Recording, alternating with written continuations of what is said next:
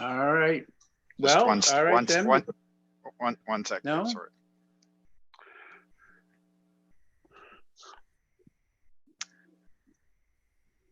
And we're good to go. All right then. Well, good afternoon, everybody. Well, I'll call the special committee of the whole meeting to order. And we have a set agenda. So let's get right to it. And I guess the first item is our discussion on the budget process. You all have your binders, and I'll turn it over to our CFO, Ms. Rector, please. Thank you, Your Worship.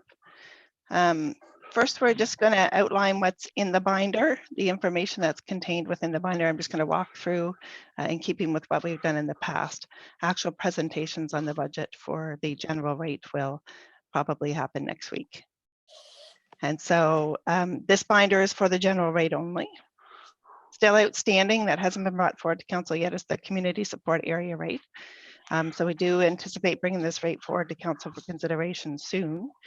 We are trying to determine which events may be moving forward and which have been canceled due to what's happening with the COVID situation for the grant portion of the community support area rate. So we are in that process now. The budget in the budget binder is based on keeping the overall rate the same as last year's rate. And so when we meet next week, we will provide council with details on how the COVID-19 situation has impacted on our budget as a separate document. So we'll do that as a separate document from this one. And so now if you just want to get your binders out, we'll kind of walk through the binders and the information that's in the binder. So your first tab is your information items. The first item is your summary of the tax rate history. So please note that the rates for the current year are recommended rates for the general rate and the community support rate, as they've not yet been passed. And note again that the overall tax rate is the same as last year. So that's the first page. The next one is the comparative tax rate analysis. This is a document that we provide to council every year with our budget. I do note that the second page of that is the 2019-20 residential household cost per municipal unit for $100,000 of assessment. And so that on the right-hand side, at the last column, you'll see it says total household cost for 2018-19. That should actually be 19-20. And so this document includes a graphical comparison of our assessments, our tax rates, and our tax burden for residential, and then the assessments, tax rates, and the average tax amounts for commercial. And that's in the next few pages. There's about 6 or 7 pages of those. If I could, Shelley, the 1.1 tax rate history is missing from my binder. If I could just have somebody email me that, I can put it in here. Okay.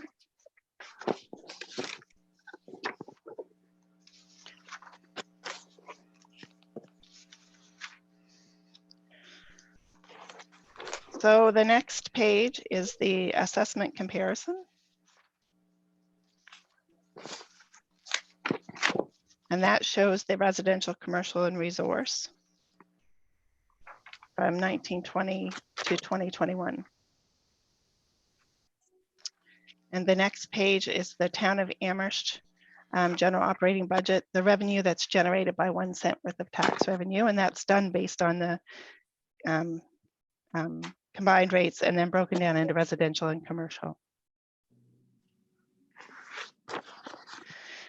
Next are the outstanding debenture schedule. So this shows our principal and interest payments on our debentures over the upcoming years, including the 2021 year. You'll notice it also still shows you the 19-20 year, so you can see the change from last year to this year. Next is a summary of the debt service ratio for the general operating and for the water operating, the water utility. And the final 2 pages are the reserve balances for the operating reserve and the capital reserve accounts.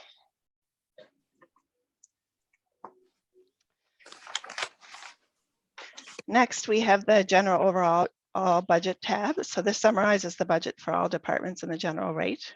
So it gives you a comprehensive summary. And then the next tabs are broken out by department. You'll see corporate, police, fire, economic development, recreation. And so that gives you the SAP revenue and expenditure summaries for each of those.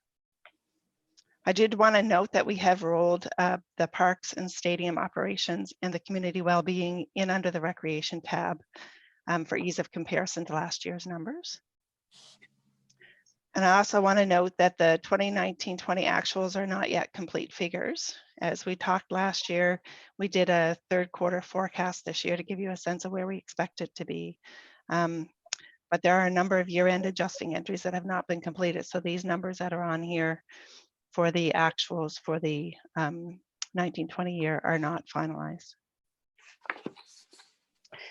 And if you go all the way to the end, there's also a policy tab. And that final tab contains the user fee policy. As you remember, we review this every year. I'm highlighting the proposed changes for council's information today, just so that you're aware that there are some changes that are being proposed, and these will be discussed further at Monday's meeting next week. So removal of parking space fees is on page 3. And you'll note that the changes are in blue. And then on page 5, there are changes to the ice time at the stadium. They're put into a chart format. And then there's some information on the youth time rates on page 6. And then finally on page 8 is a change to the fees at the Community Credit Union Business Innovation Center for use of the hub. And again, these will be discussed in more detail when the budget presentations are done. And that's it. If anybody has any questions about the binder, I'm happy to answer them. When you say hub, what do you mean by hub? So at the Community Credit Union Business Innovation Center, we have the conference room, and then we have the boardroom up on the 2nd floor. And there's also a hub area on the 2nd floor that sometimes they use. Just like the incubator space or whatever. That's correct. Okay, that's Yeah. what you're calling the hub. Okay, Yeah. thank you.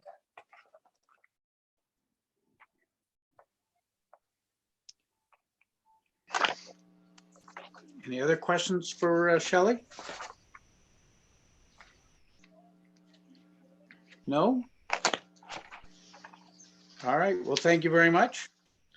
We'll move on to our second agenda item, the proposed property tax financing policy. And this is just as a little intro. There's been ongoing meetings at least once a week. The 3 CAOs from the 3 municipalities in the county of Cumberland, plus the 2 mayors and the warden. So we've been working on this and have a little bit, therefore, familiarity, and some of our goals are to try and be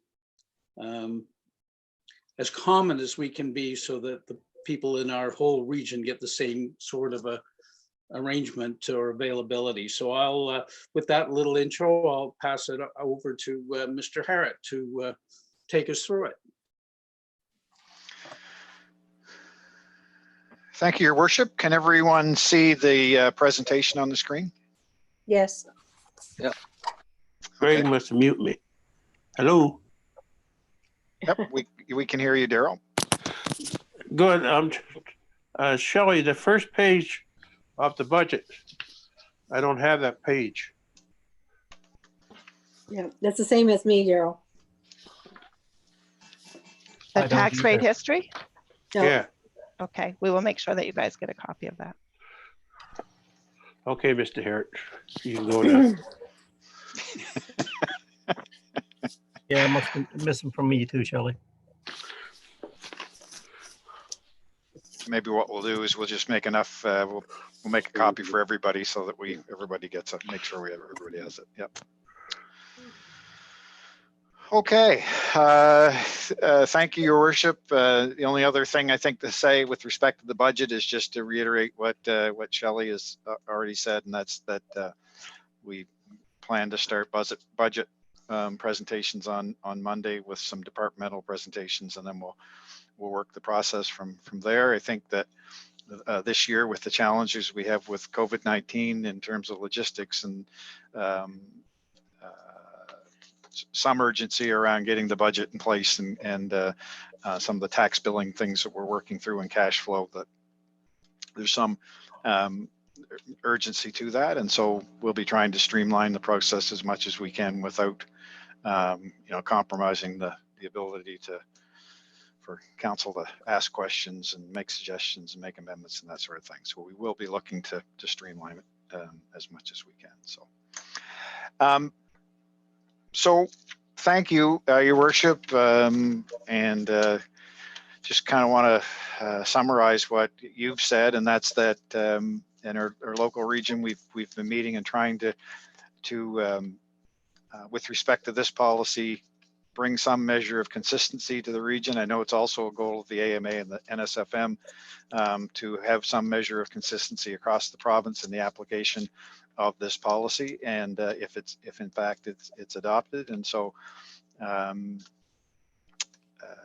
the mayors and wardens and CAOs have had the benefit of this information on last week's NSFM mayors and CAOs conference call or Zoom call, and the regional local mayors and wardens have also seen it. So as you'll recall, last week Premier McNeil announced $380 million worth of credit facility for municipalities that are experiencing cash flow difficulties, and this is the other piece of that. There was a much wider ask made of the province in terms of being able to provide assistance to taxpayers to pay their taxes, and it was made through Nova Scotia Federation of Municipalities. In the end, though, there was an ask to provide a provincially coordinated tax deferral program, but in the end,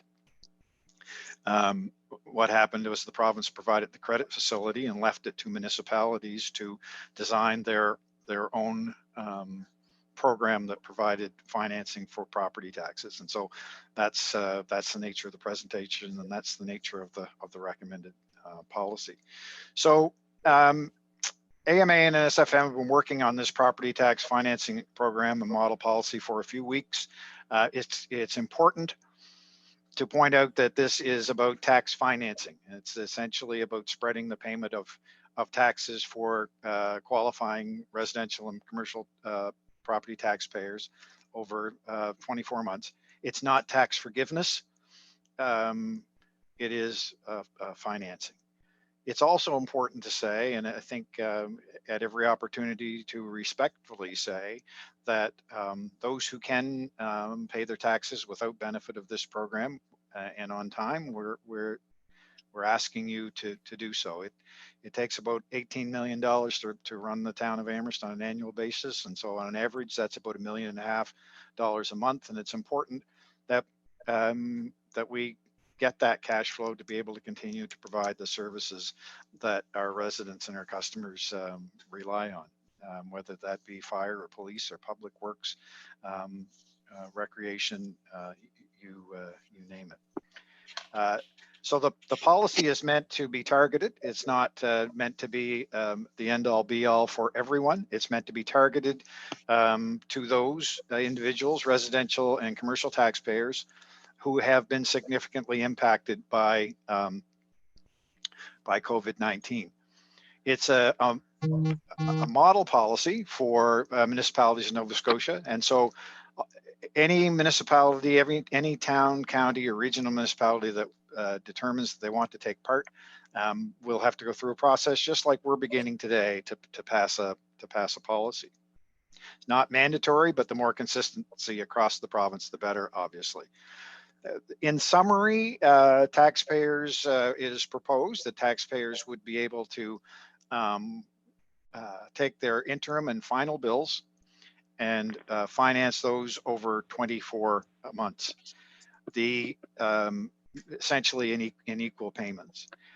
The financing that is coming from the province of Nova Scotia, or that municipalities have access to through Municipal Finance Corporation, $380 million worth, is being offered at 1.1%.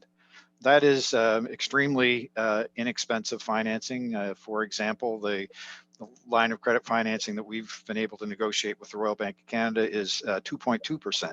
So it's essentially half. There is a proposal being proposed in each of the municipalities to use this to add an administrative charge of 25 basis points on the rate, so that the interest rate that would be charged in this program would be 1.35%, not the 1.1. And again, just to tidy it up, there were other solutions asked for by the municipalities, but they weren't forthcoming from the province. And so NSFM and AMA have collaborated to find the solution that they believe works. And the authority is provided under sections 111 to 113 of the Municipal Government Act. So as I said earlier, it's meant to be criteria based. And so the overarching criteria is that you've experienced financial hardship through loss of revenue related to the state of emergency, the COVID-19 state of emergency.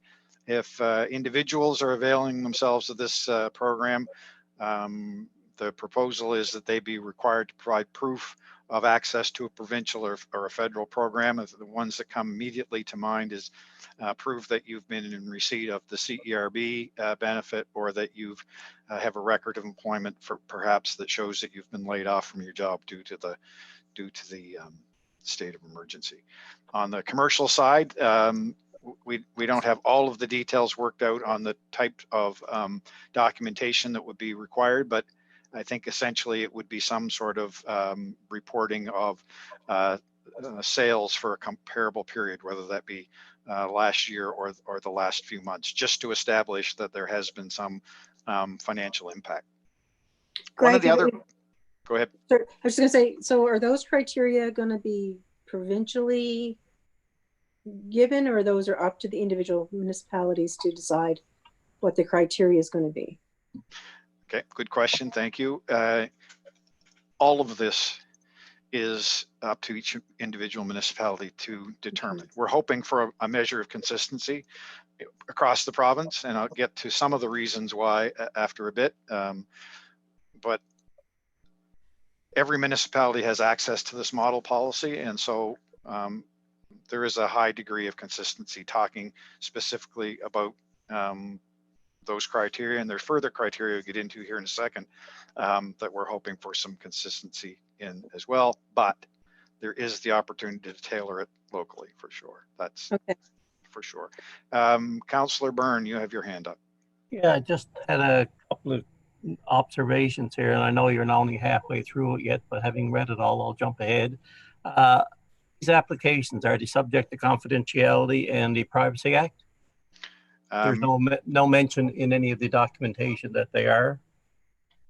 Anything that municipalities gather in terms of information may only be used for the purpose for which it's gathered. So we gather that sort of information on a routine basis, and we would be subject to those laws and regulations.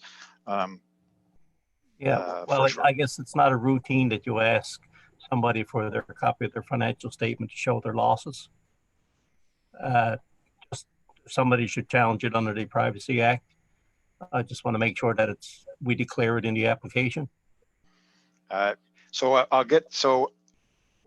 there's the discussion about the application process later on. We're hoping, if there is enough degree of uniformity across the province, the AMA is working on a common application portal where applicants would be able to go to a website and actually make an online application, and a number of those declarations would be available in that portal, we hope. If there isn't a portal, certainly that would be recognized on the applications. But again, municipalities aren't permitted to share information for any purpose other than for which it's gathered. So if we gathered information, it would only be for that purpose, and we'd be required to comply with all applicable privacy laws. Okay, my second question, and again, I might be jumping the gun here, but payroll rebates, both provincial and federal, business interruptions insurance? Like, is there a net here, or is it just we lost money? Doesn't matter how we got compensated for it. So I think that question is best kept for the next few slides, because we can, if that's okay, we can talk about criteria on the next slide, maybe 2 slides ahead, if that's all right. Is that it for your questions right now, though? Yes. Okay. So as I said, the overarching, thank you. So the overarching criteria are, one is that you've been financially impacted by COVID-19. Another key one is that the account must be in good standing before and during the period. So this isn't a program to capture arrears. This is a program to capture current year's taxes. And so it's the proposal that taxpayers who are in arrears do not qualify for this program. And so in good standing is defined by your taxes for the prior period are paid in full, or you have a signed tax payment arrangement with the town, and you are meeting your obligations under that. So if you've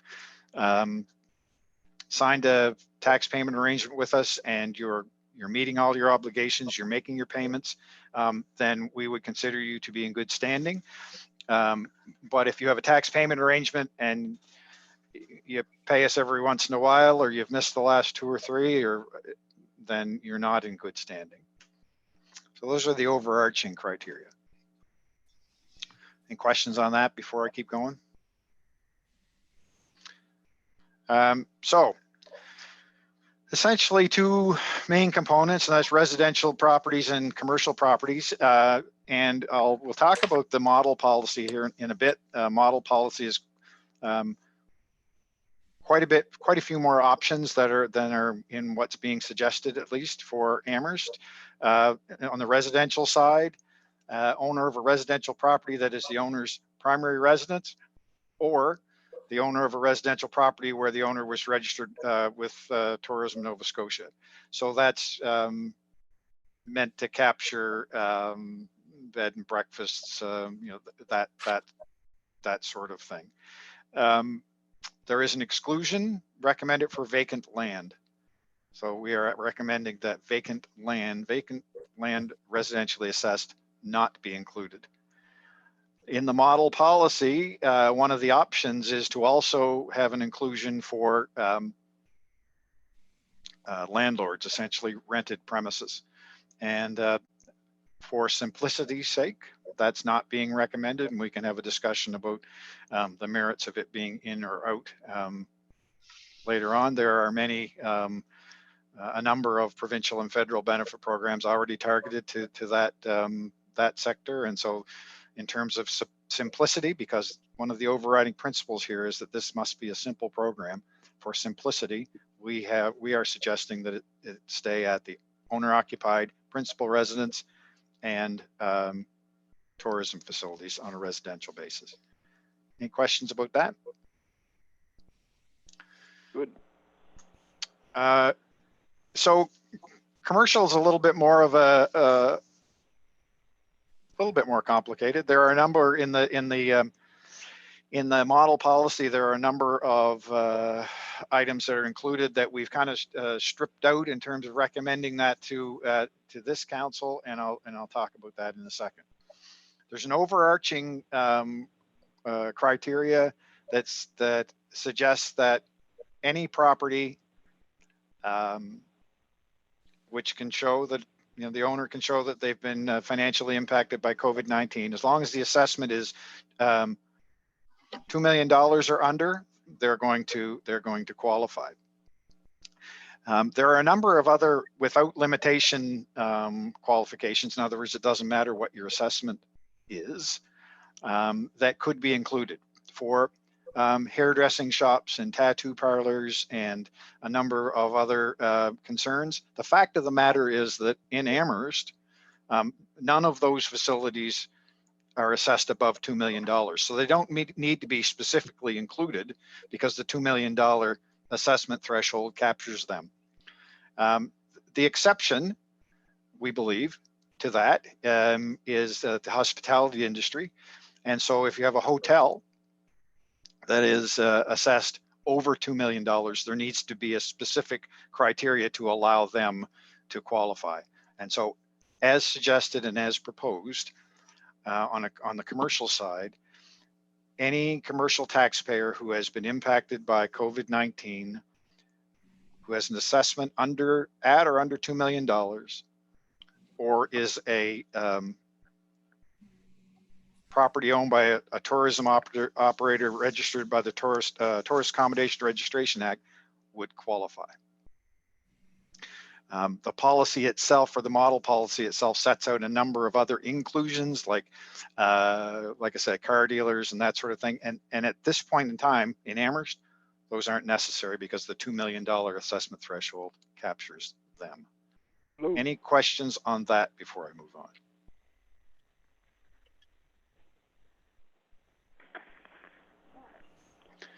So there are some exclusions on the commercial side, and continue to drive this point home. I see your hand there, Vince. I'm going to finish these bullets and I'll get to you if that's okay. So there are some exclusions on the commercial side. Property owners who have not experienced financial hardship through loss of revenue to the state of emergency. Property owners who have received compensation from business interruption insurance, and we understand that at least in the province, maybe not in Amherst, but at least in the province, there are some who have. Provincially subsidized daycares would be excluded because if those organizations continue to receive provincial subsidization. Commercial vacant land, parking, landfill, pipeline, managed forest, most of those don't apply in Amherst, but commercial vacant land may. Properties with an active tax agreement with the municipality through legislation or bylaw. Think very large, think Irving shipyards, those sorts of commercial properties. Again, doesn't apply in Amherst, but is an exclusion that should be in the policy. Municipally funded nonprofit organizations with property taxes already partially exempted by the municipality. So best example I can think of is a nonprofit who has commercial property, and we've provided, the town has provided through the tax exemption policy, an exemption from commercial to residential. And we would suggest that they should be excluded because council already has the ability and the authority to exempt them all the way down to zero, and that doesn't really belong in this policy. And any properties under payment in lieu programs, so provincial or federally owned properties where we receive a grant in lieu of taxes. So Councillor Byrne and then Deputy Mayor Christie, please. Just for clarification, Greg, on the commercial side, is it resident commercial properties, non-resident commercial properties, registered in Nova Scotia, registered elsewhere? How are we defining a commercial property owner? At this point, and the way the policy is drafted, there is no exclusion for non-resident property owners. That that can be a feature that can be added, but that is not at this point an exclusion. What about franchisee holders? Again, it's about the way it's drafted, the way it's about the assessment threshold. And so if you're below the 2 million and you're impacted, the potential is there to access the policy. I guess that a point to make here is that this isn't free taxes. It's an opportunity to pay it over a couple of years, and there is an interest cost. So if you're using your line of credit to pay your taxes, I guess perhaps this is cheaper, but if you're not, there still is a carrying cost here. So not everyone will apply. There is not a specific exclusion for franchisees, or I think that was the one you mentioned, or different types of commercial property owners. Does that answer your question? Yeah, no, that's fine. Deputy Mayor Christie. I guess maybe I've answered my own question, but I'm thinking specifically like the YMCA, where it has daycares in it, but it's not necessarily a daycare, but there are other municipal funded programs. So I'm just wondering how that would possibly.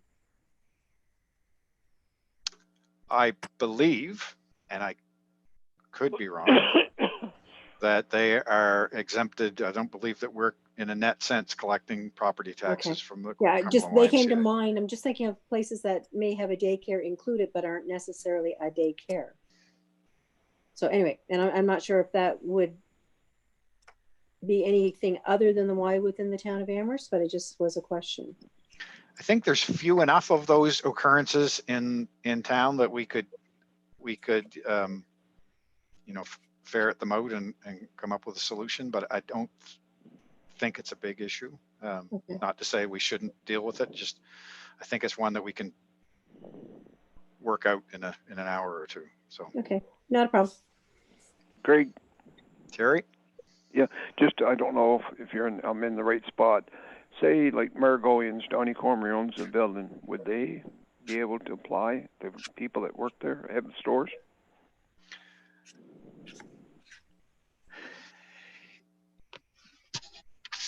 If we have a property owner, a commercial property owner who's assessed under $2 million, and they can show that they've been financially impacted by COVID-19 in a significant way, they may qualify. I just wondering. No. Does that answer your question? Yep, very good.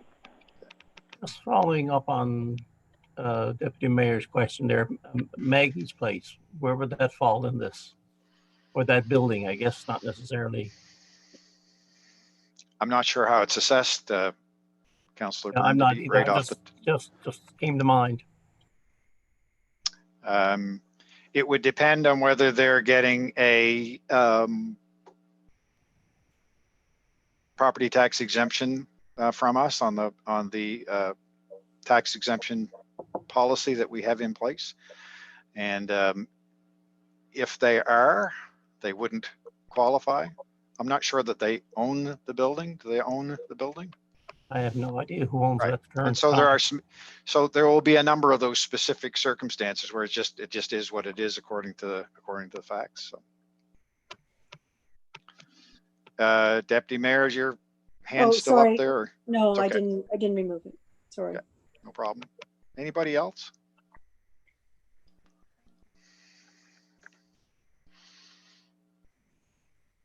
So that's essentially it at a high level. The rest of the couple of slides there just talk about the fact that the policy has to go through a regular council process, and we're starting that today. Let's talk about the policy. Let's talk about it on a high level. Let's have a discussion about what features need to be there, and then have staff go away and draft the policy that reflects the conversation that's taken place.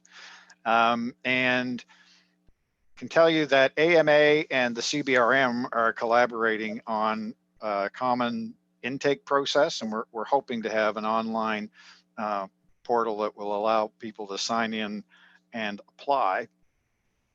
The approval would still take place in Amherst, but it would be a common intake point. The proposed policy, and I'll go through the details of our proposed policy here in a second, would provide for the mechanics of how payments were taken and the approval process. The recommended point of approval is with the treasurer. The point that's been made provincially is that approval should not be a politicized process, and that there should be strict criteria and a yes or no approval based on those criteria. Any questions before I move on to just talking a little bit about the details of the policy? I just have a question on 4.3 of the policy, but I'll wait till you get there. Okay. So there are a couple of more documents in the package, and first of all, the sample policy, and I won't go through it in detail, but just refer you to it as a bit of a resource. There are a number of footnotes in that sample policy that explain some of the options that we have as a municipality, or explain the reasoning behind why the particular provision is worded the way it is. In particular, you know, one of the options is to include residential property that is rented. So that's the landlords. We're suggesting that not be included in the Amherst policy. In 4.2, which is the commercial criteria, each municipality will have to come to its own conclusion on what the assessment threshold is. We have talked amongst our partners in the Cumberland region, at least at the mayor and CAO level, mayor warden and CAO level, and determined that, you know, $2 million appears to be an appropriate number. We've all committed to have chats with our council and then chat with that group again, just to see what the input has been, what the feedback has been, and try to come to a common number. Just wanted to refer for a moment to some of the non-assessment based inclusions that are available in the template policy. And again, we've taken them out of what we're recommending to Amherst Council because we don't believe we are necessary, because we believe all of these organizations are already included using the assessment threshold. And so the tourism operation one we've retained, but vehicle dealerships, recreation facilities, bars, cafes, coffee shops, service industry, hairdressers, nail salons, gyms, tattoo parlors, those in the health services industry. Again, all of those are already included under the 2 million.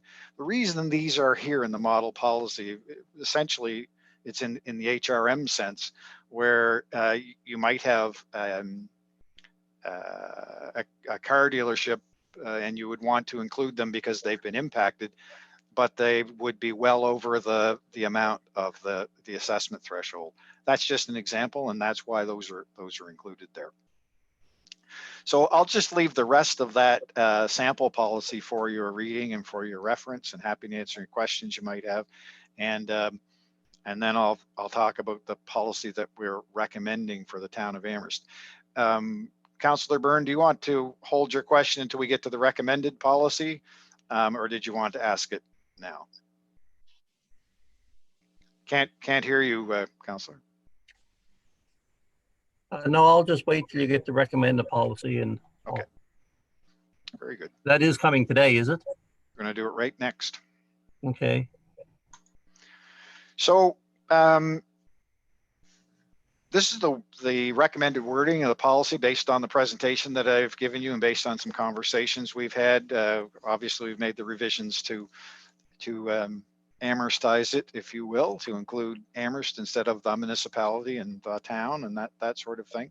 On the residential side, as the presentation said, we're suggesting that it's a owner of a residential property that's your primary residence, and it also includes residential property where the owner was a registered tourist operator, and that the criteria or the documentation required might be or would be proof of access to a federal program like the CERB, or a record of employment that shows that you had been laid off due to the state of emergency. On the commercial side, as you see, we went through the template policy, lots of different inclusions, and we've tried to simplify it by selecting an appropriate assessment threshold. And we think that's $2 million. I have sent members of council some information on specific assessments just to kind of give you an idea of, because we're all familiar with most of those larger places where they would fall within the $2 million.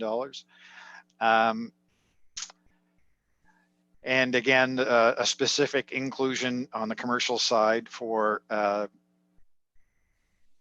tourism operators. In other words, essentially the hotels that would be assessed at just a little bit over $2 million, but would be out otherwise.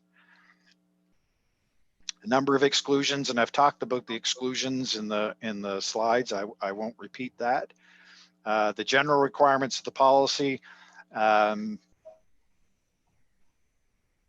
essentially talk about the fact that taxpayers must not be in arrears before or during the run of this policy. So for greater clarity, an account is not in arrears if it has a balance of 0 or less in respect to prior years, or have a signed payment arrangement and have fulfilled all obligations under the arrangement to the date of the application. So you essentially have to be current with us. We're thinking at this point that the application deadline would be June 30th. And again, that's a topic for discussion. The way we believe the program would work is that you would apply sometime once the policy is approved and applications opened up. You would apply sometime between then and June 30th, and you would indicate whether you wanted to include your interim and final bill in the program. And if you do, we would process your application and your taxes would be paid. There would be a payment of an administrative fee, essentially to cover interest between the time that you signed the agreement and October 31st. And on October 31st, you would begin to make equal payments to amortize the amount of the taxes. So the equal payments would include a principal portion and interest at 1.35%.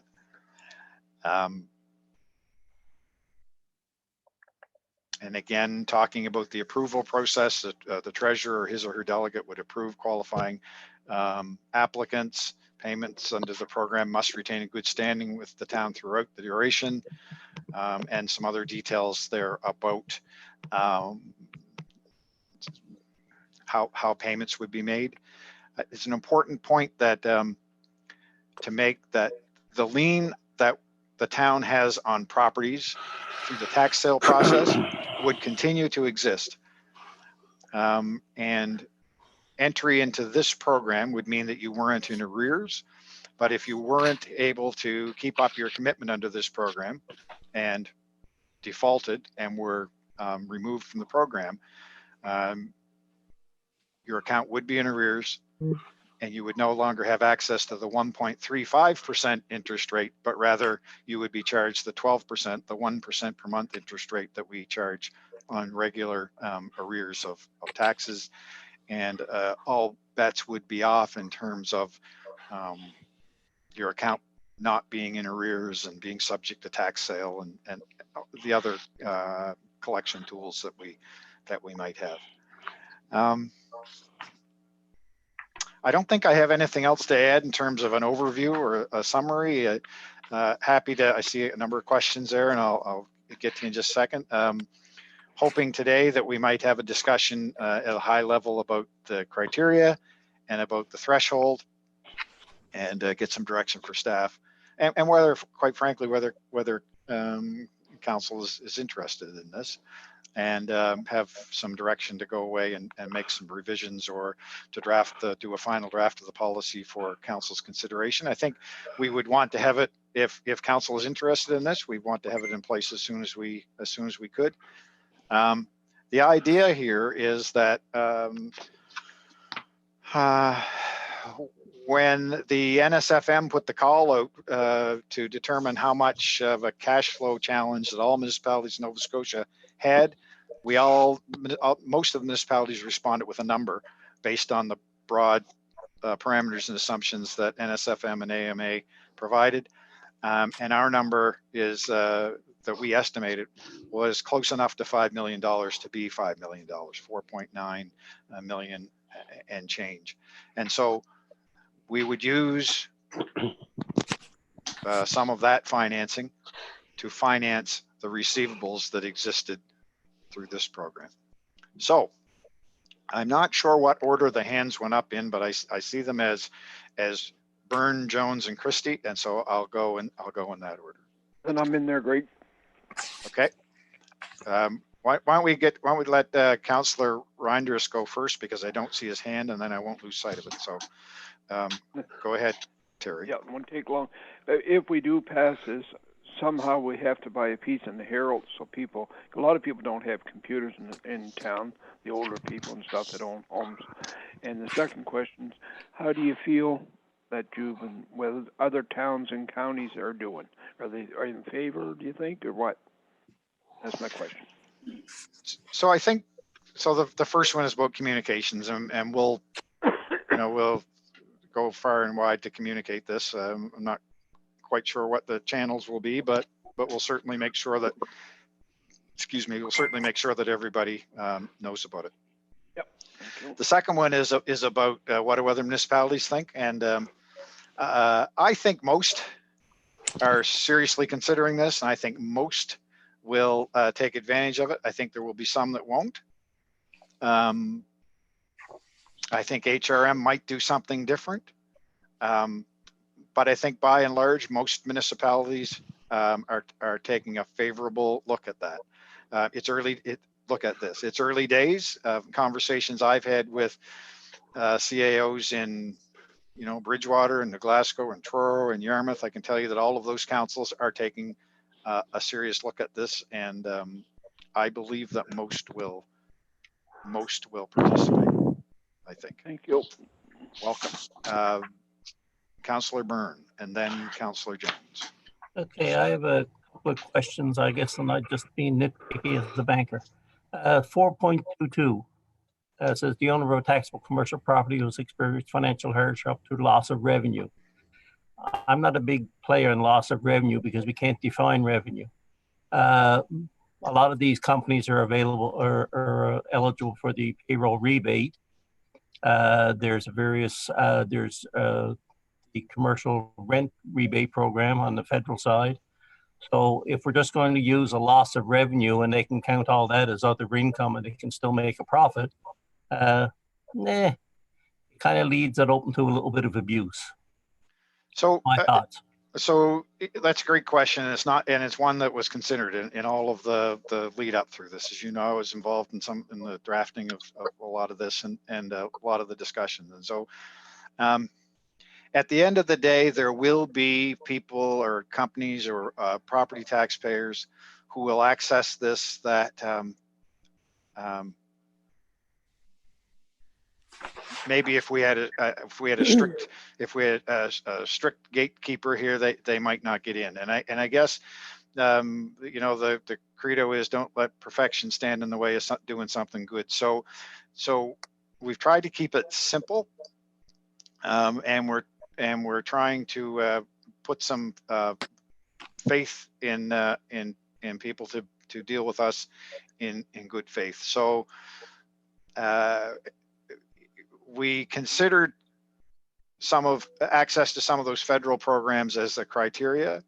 We considered requiring corporate taxpayers to be Canadian controlled private corporations, and all manner of different criteria. At the end of the day, it came down to complexity and access to federal information to be able to confirm whether in fact people or companies were actually accessing those things or were Canadian controlled private corporation and that sort of thing. So we come down on the side of simplicity and trying to do some good and trying to get it done in a timely enough way that we got assistance to where it needed on a timely basis. So I understand your concern.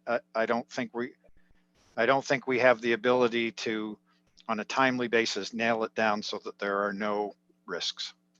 Okay, all right, we'll move on. 4.32. I've received compensation from the business interruption insurance towards the payment of property tax. I didn't realize business interruption insurance was so specific. I just, most of them would say they got business interruption insurance, but it wasn't for the payment of the property tax. And that's certainly a reasonable amendment. It was meant to be an exclusion where if you got business interruption insurance, you really didn't necessarily need our help. And so that definitely an amendment that is easy to do, Councillor. Okay, just one more, and perhaps I'm just being naive here. It says loss of revenue related to the state of emergency. Now, I realized there were some people ordered to close. some more people voluntarily closed because they didn't have any customers. Not that they couldn't meet the requirement for the state of emergency. So I guess, what exactly does the state of emergency cover, in the sense that, like, does it say, the people at Margolians had to close, or did he say, so and so had to close? So if it's they broad. voluntarily closed, are they eligible? I would say yes. It's broadly drafted to provide assistance to. It's broadly drafted but targeted, if it can be both of those things at the same time. It is broadly drafted to provide assistance to those who need it, and recognizes that there may be some businesses that weren't directed to close but had no business and were forced to close. And if they can show reasonably that that was related to the state of emergency and COVID-19, then I think they're in. Okay, the last one is just, again, beat a dead horse, but I'll beat it anyway. Confidentiality and privacy, given that we have a list of what we're asking to, especially the commercial clients, to provide in the as condition of application, I think it should be very well documented somewhere that it is there. So the client is aware of it, and there's no miscommunication should Rank Magazine decided to avoid pop at some point down the road for some foolish reason.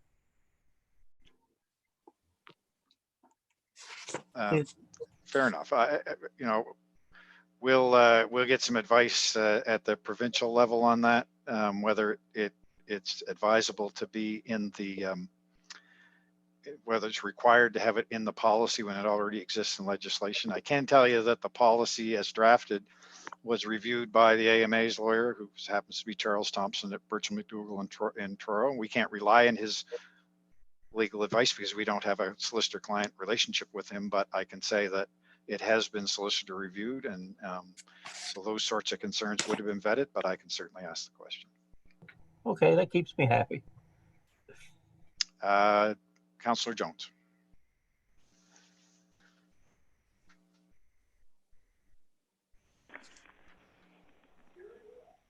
Yes, the question I have for you, Mr. Herrick, you might have stated and I just missed it. Okay. Did you say there was administration fee? If there is, how much? It's 0.25 of 1%. So the cost of the money is 1.1% from Municipal Finance Corporation. And there's suggested that there be a min fee of 0.25%. 2.5% for administration fee. 0.25. Okay. 25 base point. Right. It doesn't amount to very much, to be honest. Yeah.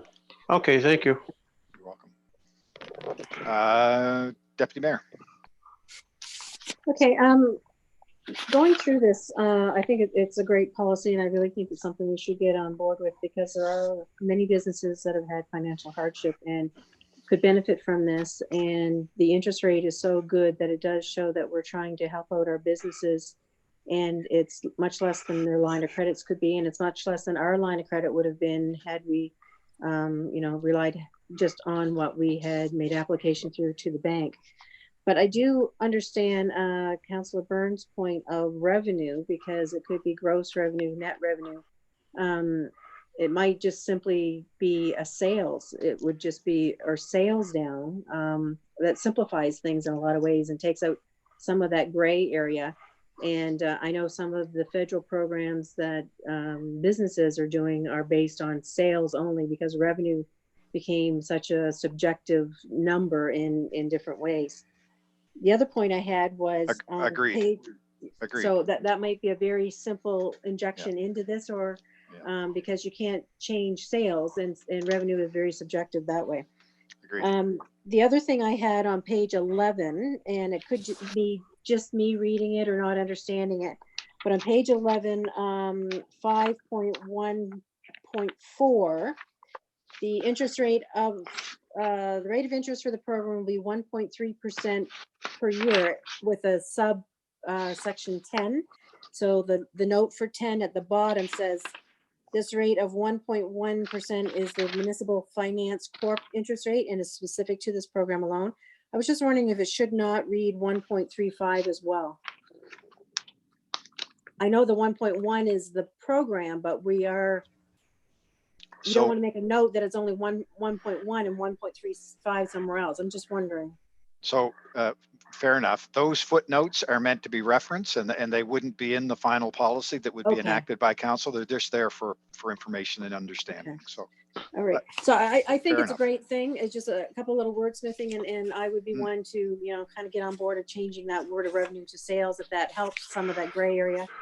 And I think it really shows that we are trying to do something to help out the local business community as well. Okay. Anybody else have any questions? No, good. I can say that the way this works is if we were to borrow the money from Municipal Finance Corporation and enact this policy, we would determine how many taxpayers were going to take part and how much money that was. There would be a requirement to pass a resolution, and we would draw the money down from Municipal Finance Corporation. And as we receive the money from the taxpayers against these loans, or the financed amount, I should say, we would pay it back to Municipal Finance Corporation. And so we would do that at 6-month intervals, I believe. And so initially, the way the program rolled out, there wasn't going to be an opportunity for prepayment, and now that exists. So we're able to prepay this as we get the funds, and so that essentially would be it. So the process from here, if council were interested, the process from here would be tidy up this policy, answer the questions, and go through the process we would go through with any policy and get it passed, or get it ready to pass. Apply to Municipal Finance Corporation to draw down the whatever cash we needed, whether it be $4 million or $5 million. Process these applications. We really almost have to have, and Shelley and her folks are working on this. We almost have to have a separate receivable listing for these separate process for these amounts. And administer that separately. And as we receive money from the taxpayers, we would pay Municipal Finance Corp. The amounts have to be repaid in their entirety by March 31st, 2024. And essentially that is it. There are other, I've sent the list of other frequently asked questions. Some of the questions have been like, what about next year's taxes? This is not meant to address next year's taxes. What about the amounts I already owe? This is not meant to address the amounts I already owe. Is this tax relief? Is it, no, we're just providing a means and a vehicle for impacted taxpayers to have extra time to pay their taxes. What happens if I default? And I think we've gone through that. If you default, you're out, and it just becomes a plain old arrears account again, subject to all of the nasty things that go on with tax collection and the rates and the interest rates and threat of tax sale and all those sorts of things. So I think I've covered this. If most of the questions, if council decides they want to do it, essentially we would have this policy passed probably at the same meeting that the tax rate is set at, and pass this policy, then set the tax rate, go forward a few weeks or a month, determine what a requirement was, and then borrow the money from Municipal Finance Corporation. It might be that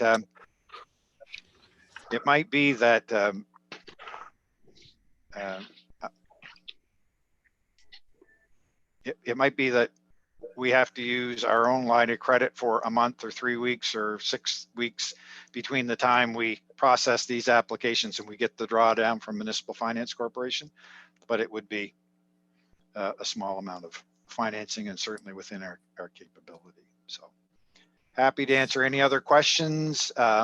If there aren't any other questions, would really like some, if council is interested, some direction to go away and refine the policy, shape up the draft to reflect some of the conversation we've had today, get some sort of indication that you're okay with the, excuse me one second. Councillor Jones, I'm just muting you because I can hear the shuffle of your paper. It's not any disrespect. So if you want to speak, wave and I'll unmute you.